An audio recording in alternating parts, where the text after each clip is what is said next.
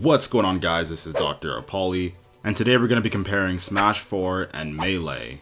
Now before we get started, I know it's pretty obvious that Smash 5 is going to be the main reason the Smash 4 game dies. But the Smash 4 community was on the decline before Smash 5 was even announced, and the current Smash 4 players are going to be the main people playing Smash 5. Given the topic at hand, it's going to be impossible for me to discuss this without sounding biased towards Melee.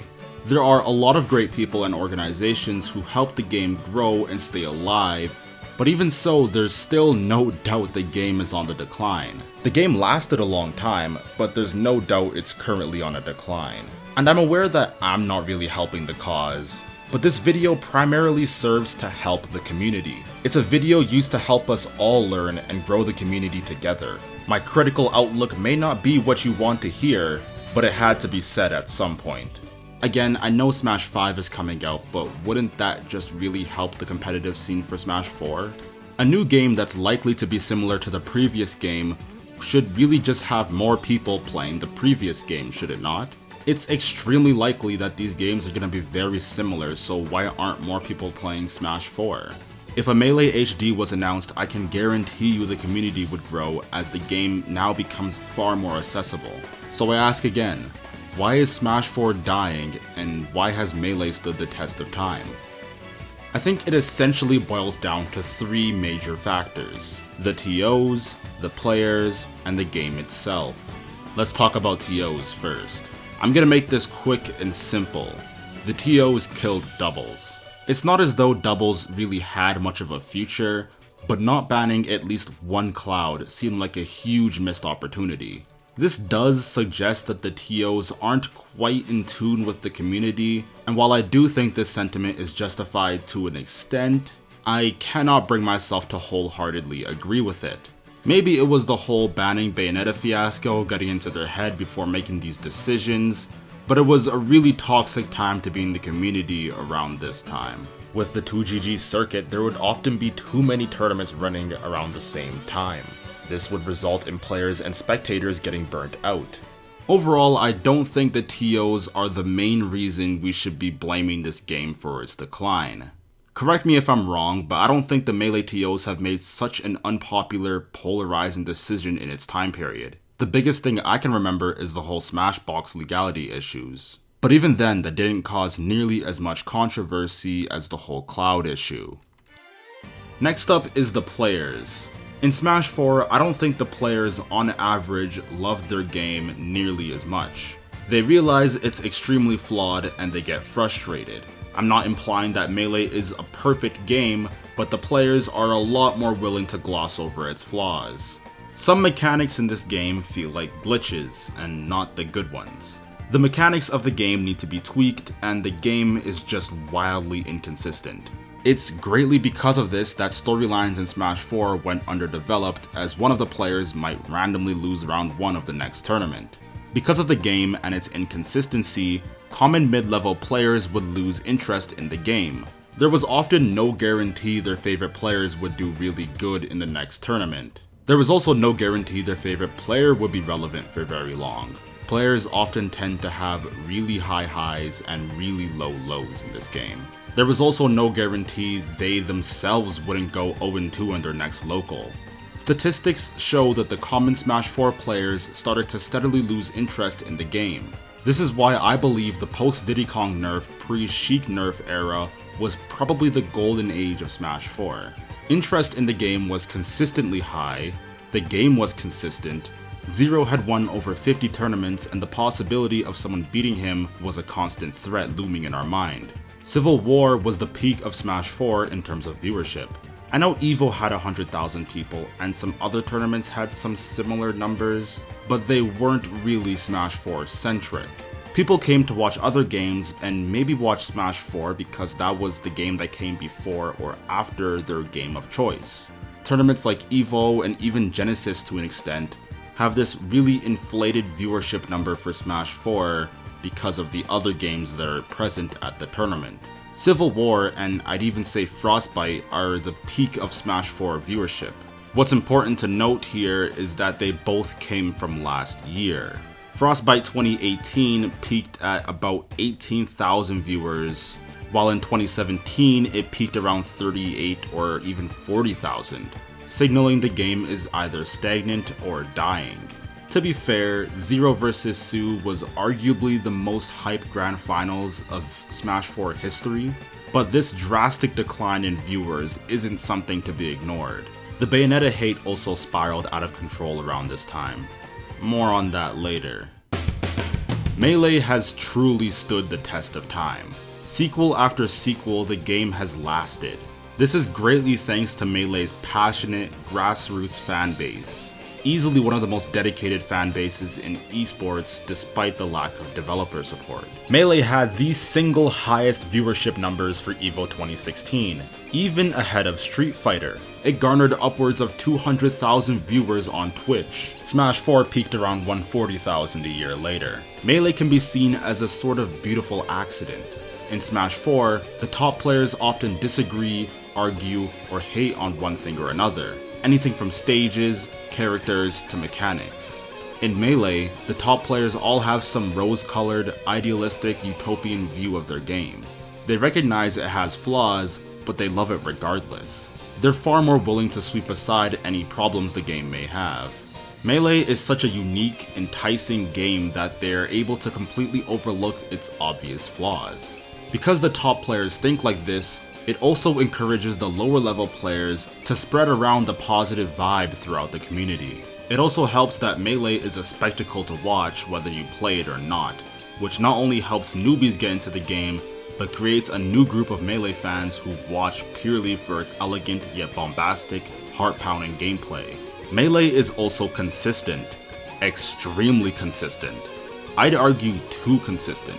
This helps players and spectators get really invested in the storyline.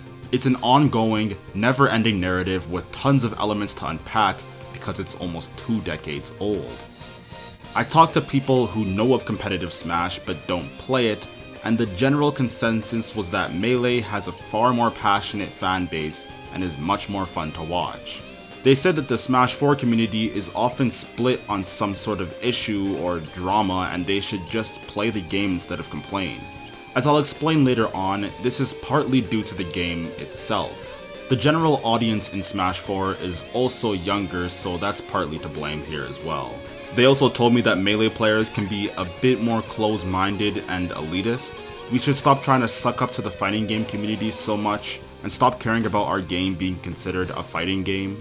I made an entire video on this topic, so we all have stuff to learn here. Some stated we should be our own genre of platform brawlers with rivals of Ether, and the Smash 4 and Melee scenes should really just stop arguing amongst each other.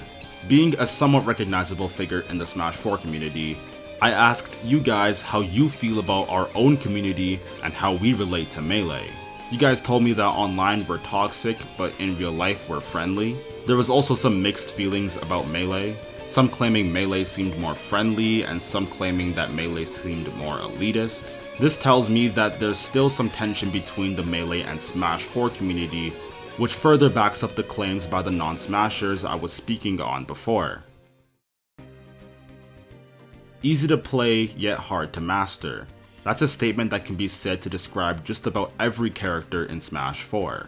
The concept is sound superficially, but the way Smash 4 went about it was overly simple.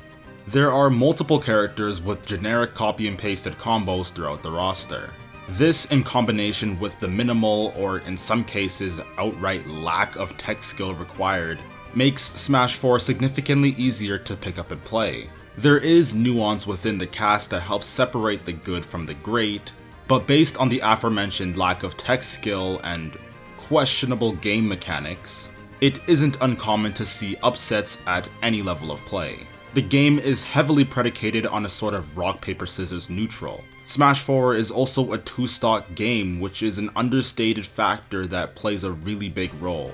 From the outset, it seemed as though Nintendo was going to make a serious effort to support the competitive scene all throughout the game's lifespan.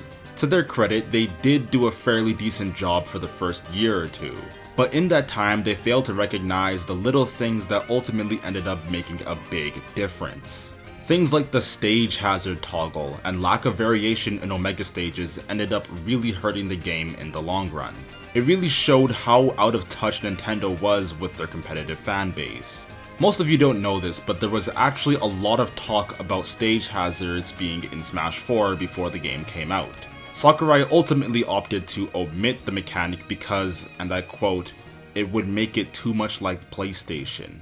At that point, you might as well not include DLC, which may have been for the better.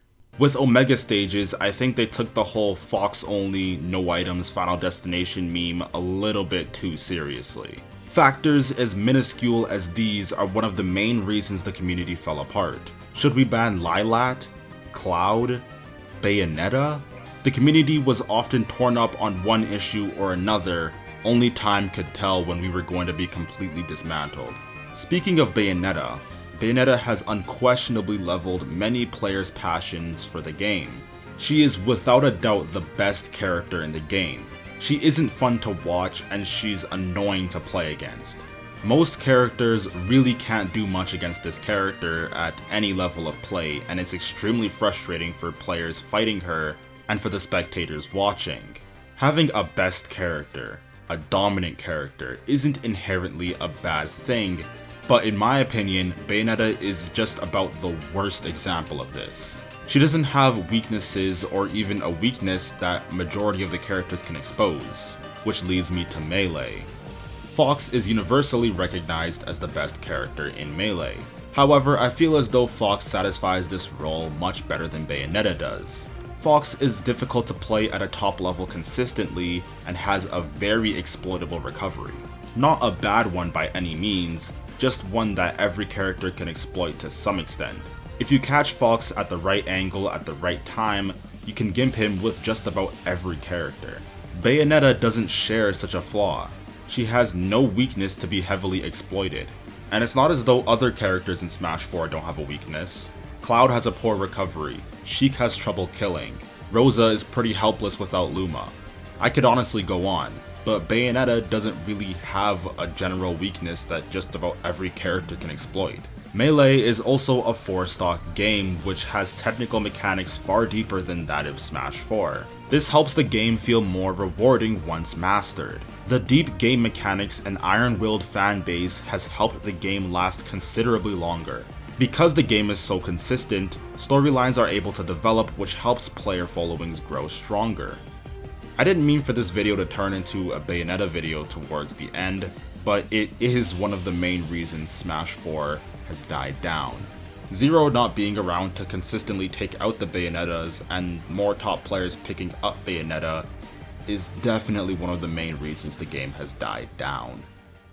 That's gonna be it for me. If you enjoyed the video, don't forget to like, comment, and subscribe. Zero made a similar video if you want to check that out. We chose to tackle the topic very differently. Nevertheless, I hope you enjoyed what I had to say. That'll be it for me. Alright, peace.